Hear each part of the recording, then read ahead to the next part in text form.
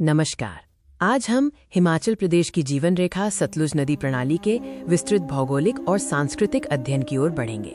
सबसे पहले आइए इस महान नदी के उद्गम और विभिन्न नामों को समझते हैं। सतलुज नदी का उद्गम तिब्बत में कैलाश पर्वत के पास स्थित प्रसिद्ध राक्षसताल झील लेक रक्षस्थल से होता है। तिब्बत में इसे लंगचेन जंगबो, जिसका अर्थ हाथी नदी है, के नाम से जाना जाता है। वहीं प्राचीन वैदिक संस्कृत ग्रंथों में इसका नाम सतद्री या शतद्रु है। ये भारत और हिमाचल प्रदेश में किन्नौर जिले के शिपकीला दर्रे, शिपकीला पास के पास से प्रवेश करती है, जो इसकी यात्रा का महत्वपूर्ण बिंदु है। अब देखते हैं कि ये शक्तिशाली नदी हिमाचल प्रदेश के भीतर किन जिलों से होकर गुजरती है और इसका मार्ग कैसा है।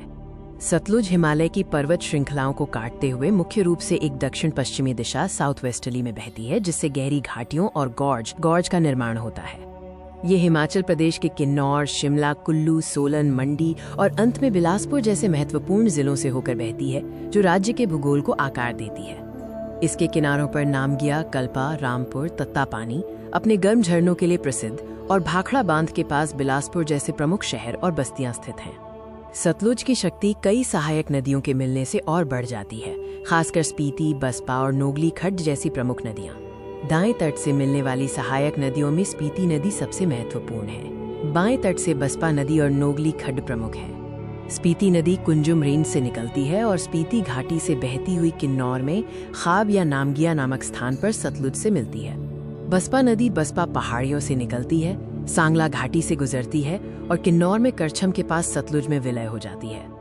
अब हम सतलुज से जुड़े कुछ महत्वपूर्ण और रोचक तथ्यों के बारे में जानेंगे, खासकर इसके ऊर्जा उत्पादन के महत्व पर। सतलुज एक पूर्ववर्ती नदी एंटीसीडेंट रिवर है।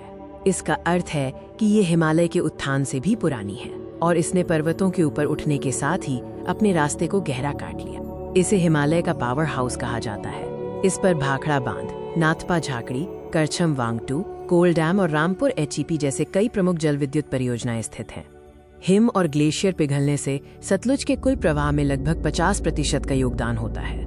ये बिलासपुर में भाखड़ा नामक स्थान पर हिमाचल प्रदेश को छोड़कर पंजाब राज्य में प्रवेश करती है। आइए अब मानसिक रूप से नदी प्रणाली के मार्ग की कल्पना करें, जैसे कि हम एक भौगोलिक मानचित्र देख रहे हों। तिब्बती सीमा पर शिपकीला से प्रवेश करने के बाद ये दक्षिण पश्चिम में बहती है, जहां उत्तर दिशा दाएं तट से आने वाली स्पीति नदी खाब में इससे मिलती है।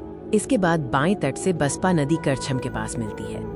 रामपुर और मंडी से गुजरने के बाद ये अंततः बिलासपुर में भाखड़ा बांध के पीछे विशाल गोविंद सागर जलाशय का निर्माण करती है। ये नदी हिमाचल प्रदेश की समृद्धि और ऊर्जा का आधार है। धन्यवाद।